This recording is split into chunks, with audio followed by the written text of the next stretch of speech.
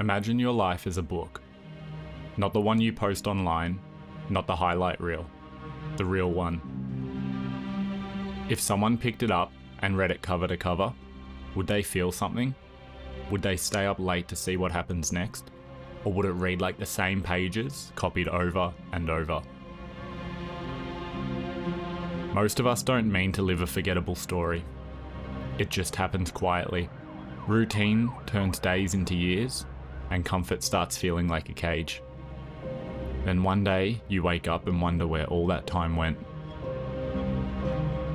There's a strange frustration that comes from knowing you're capable of more, but living like you're not. Like your potential is knocking from the inside, asking to be let out. But the truth is, a good story needs a main character who wants something. A goal, a direction, a reason to get out of bed besides repeating yesterday. But goals alone don't make a story interesting. Conflict does. The challenges, the risks, the moments where you're unsure if you'll make it. We spend so much energy trying to avoid problems, not realizing that a life without problems is a life without a plot. We avoid the difficult conversations, the risky moves, the creative projects that might fail. But those are the only parts of the book anyone actually wants to read. The fine parts are the parts people skip. Don't live a life that people want to skip. Maybe that's why some people feel empty even when their life looks fine on paper. A steady job, a comfortable home, a routine. Fine isn't the same as fulfilled. Fulfillment comes from movement, from growth, from doing things that feel a little scary and a lot real. It can be small, like saying yes to an opportunity that you'd normally avoid, or starting the project you keep delaying, or reaching out to someone you care about, or learning a skill just because it pulls at your curiosity. You don't need applause, you don't need permission, and you definitely don't need to be perfect. Some of the most meaningful things you'll ever do won't be seen by many people. And that's okay.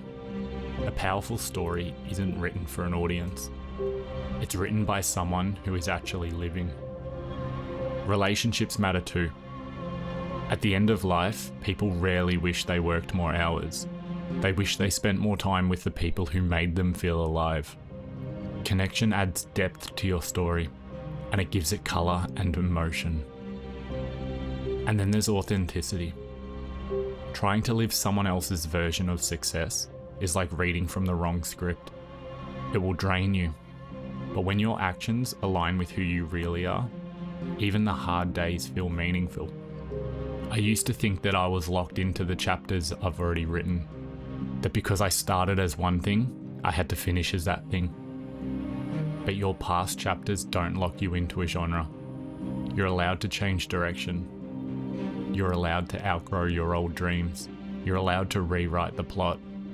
You can shift from survival to adventure, from routine to purpose. Right now, your book is still being written. This chapter, the one that you're in now, might feel slow, or messy, or uncertain, but it's not the end. It's the setup. It's the turning point. The part where the character realizes that they have a choice. So here's a simple question. If your future self read the story of your life, what would you want them to feel? Pride? Gratitude? A sense that you really lived? Then start writing towards that. Not with huge dramatic moves, but small ones. Because in the end, a memorable life isn't about being famous or extraordinary. It's about being present, being real, being the author instead of the reader.